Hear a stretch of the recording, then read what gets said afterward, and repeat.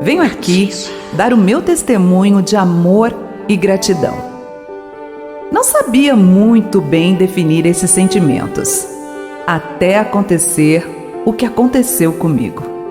Meu nome é Eloá, tenho 25 anos e a minha história começa numa época em que eu não dava valor a quem sempre me deu amor. Sou filha única de pais mais velhos. Minha mãe me teve com 42 anos. Meu pai já tinha 50 quando eu nasci. Não tive uma infância muito aproveitada com os meus pais. Eles trabalhavam demais, brincavam pouco comigo.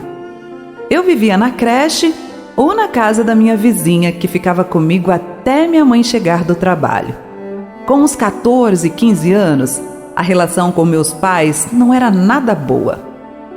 Assim como a maioria dos adolescentes, eu sempre fui rebelde e dava um trabalhão para eles. Era uma dor de cabeça comigo. Cada dia era um problema que eu causava dentro de casa. Eu só queria ser livre, experimentar a vida, como todo mundo. Mas na verdade, eu era uma moça muito irresponsável e inconsequente. Tudo piorou quando eu completei 18 anos. Aí eu achava que não precisava mais obedecer meus pais e comecei a fazer o que eu queria sem dar a menor satisfação para eles. Eu me sentia livre, independente, dona do meu próprio nariz. Saía quando e para onde eu queria e chegava em casa a hora que eu bem entendesse.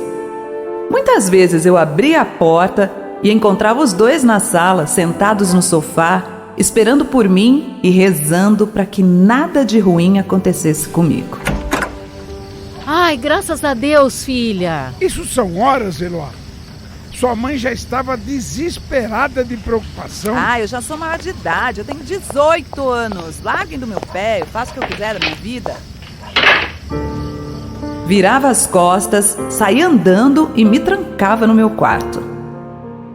Me dói lembrar de tudo isso. Mas eu era muito fria com eles. E por minha mãe ser mais maleável do que meu pai, eu sempre acabava brigando mais com ela. Até que um dia, no meio de uma daquelas discussões, a minha mãe perdeu o controle. Ah, você quer liberdade? Então você vai ser livre, mais longe dessa casa. Eu não aguento mais os seus desaforos. Arrume uma casa para morar, um emprego, aí sim você vai ser dona do seu nariz. Eu parei e fiquei sem ação, porque eu nunca imaginei ouvir aquelas palavras da minha mãe. Então tá, eu vou embora agora. Virei as costas, fui para o meu quarto, abri o guarda-roupa, peguei uma mala velha e comecei a jogar todas as minhas roupas dentro. Aí liguei para o meu namorado ir me buscar com o carro do pai dele. Minha mãe ainda tentou me segurar até o meu pai chegar, mas eu nem dei ouvidos e simplesmente fui embora. Eu me lembro muito bem do que eu senti naquela hora. Foi uma coisa muito estranha. Era uma mistura de raiva com orgulho, sei lá. Comecei a sentir um aperto no peito, um nó na garganta, algo que eu nunca tinha sentido antes. Entrei no carro e não olhei para trás. Amor, eu vou te levar lá pra minha mãe, tá bom? Tá bom, amor. Lá pelo menos a gente vai ter paz. A mãe dele morava numa chácara um pouco distante da cidade. E eu sabia que lá seria bem recebida, porque a minha sogra me adorava e nunca pegava no nosso pé. Nos deixava livres como a gente queria. Durante a viagem, eu dizia o tempo todo que não queria ver a minha mãe nunca mais. Os minutos foram passando e, de repente, eu senti uma pontada muito forte no meu peito. Cheguei até a passar mal. Senti falta de ar e comecei a suar muito. Foi muito estranho. Parecia que eu estava sentindo que alguma coisa iria acontecer. E poucos minutos depois, aconteceu mesmo. O carro que eu estava com meu namorado foi atingido por uma picape que estava ultrapassando na contramão. Eu só lembro de ver aquele carro vindo para cima de nós e da força do impacto. Depois disso, tudo ficou preto.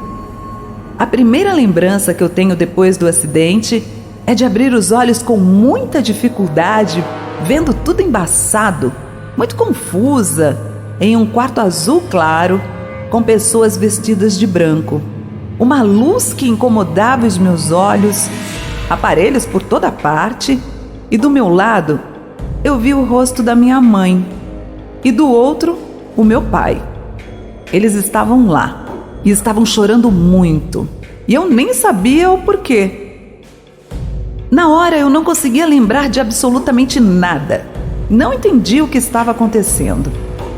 A minha mãe pegou na minha mão, beijou e beijou também a minha testa. Oh, minha filha, eu sabia que você ia voltar.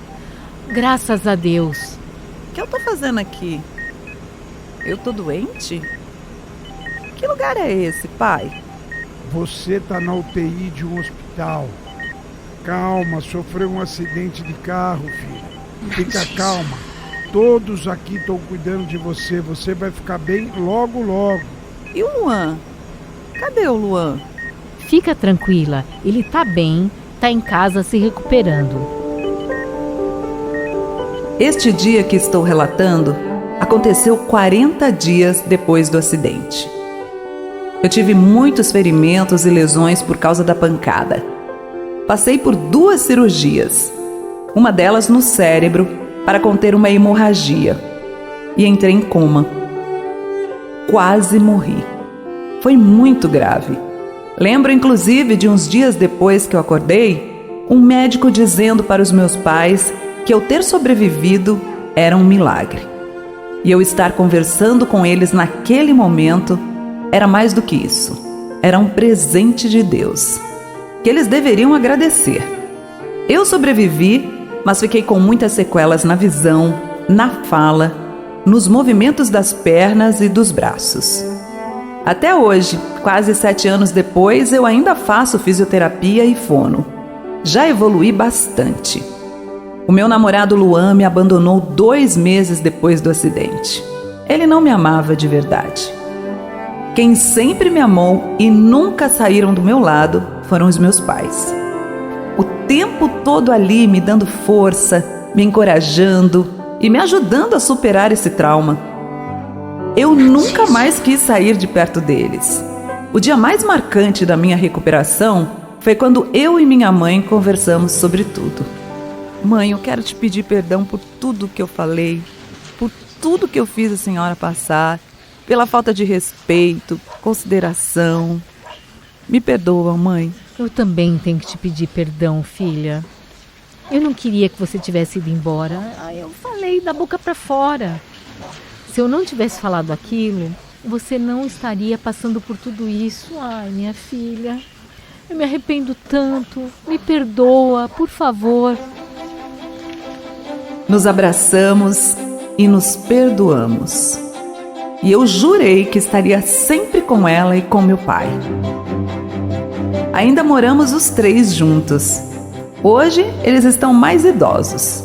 Meu paizinho tem a saúde frágil, mas nós 2 estamos cuidando dele.